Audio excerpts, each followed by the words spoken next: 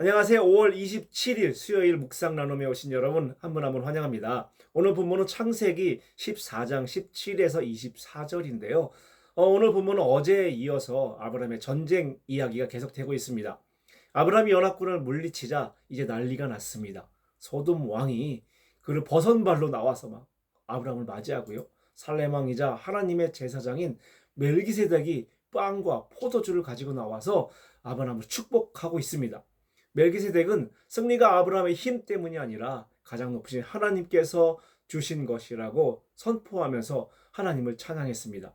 이 아브라함은 자기 전리품의 10분의 1을 멜기세덱에게 드립니다. 이는 승리와 모든 소유가 하나님께로부터 왔음을 인정하는 행동이었습니다. 이후 소돔 왕은 사람들만 돌려주고 전리품은 아브라함이 다 가지라고 제안합니다. 그러나 아브라함은 소돔 왕이 자신을 부자로 만들었다고 말하지 못하도록 실오라기 하나 받지 않겠다고 거절하는 내용을 오늘 본문에 소개하고 있습니다. 오늘 본문을 묵상하면서 전쟁에 승리하고 돌아온 아브라함의 모습 속에서 참된 믿음의 태도가 무엇인지를 생각하게 됐습니다. 아브라함은 목숨 걸고 싸웠습니다. 그리고 놀라운 승리를 거두었습니다. 기적과 같은 일을 해낸 것이죠. 충분히 자랑할 수 있었고 전리품을 통해서 큰 부를 얻을 수도 있었습니다. 당연했습니다. 모든 것이 아브라함 것이 되는 것이 당연했습니다. 그러나 승리 후 아브라함의 태도는 세상의 방식과 전혀 달랐습니다. 우리 상식을 뒤집습니다. 먼저 멜기세덱이 아브라함을 찾아서 그대에게 승리를 주신 가장 높으신 하나님이 찬양받으시기를 원하십니다라고 말했을 때 아브라함은 이 말씀을 통해서 자신의 승리가 단순한 군사적 성공이 아니라 하나님께서 주신 은혜였음을 깨닫게 됩니다. 어떻게 이럴 수가 있을까요? 자신이 목숨 걸고 싸웠고 자신의 모든 것을 들여 이뤄낸 승리인데 멜기세덱 아무것도 아닌 것처럼 보이는 멜기세덱이 와서 그런 얘기했을 때 화가 났을 수도 있을 것 같습니다. 아브라함의 입장에선 말이죠. 하지만 아브라함은 전리품의 10분의 1을 멜기세덱에게 드립니다. 이는 단순한 예물이 아니라 자신의 승리와 소유가 하나님으로부터 왔음을 고백하는 믿음의 표현이었습니다. 아브라함은 전쟁에서 이겼지만 교만해지지 않았고 승리의 영광을 하나님께 돌렸습니다. 또한 이어지는 소돔 왕과의 대화는 더욱 인상적입니다.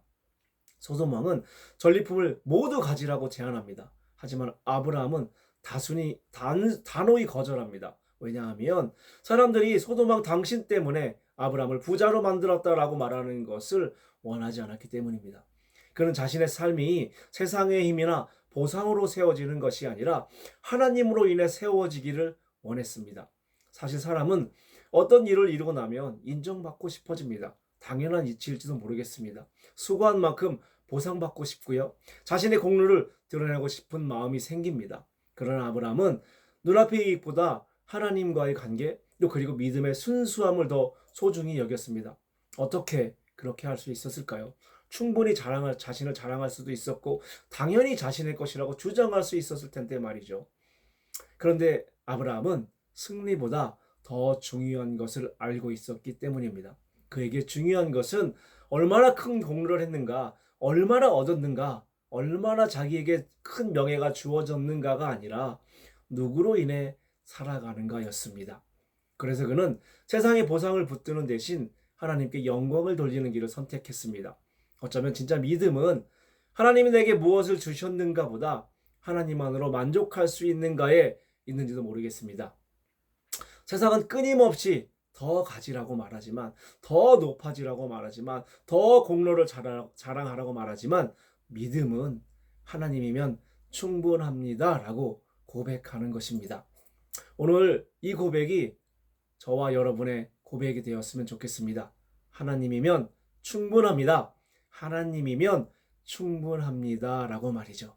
이 고백이 저와 여러분의 고백이 됐으면 좋겠습니다. 감사합니다.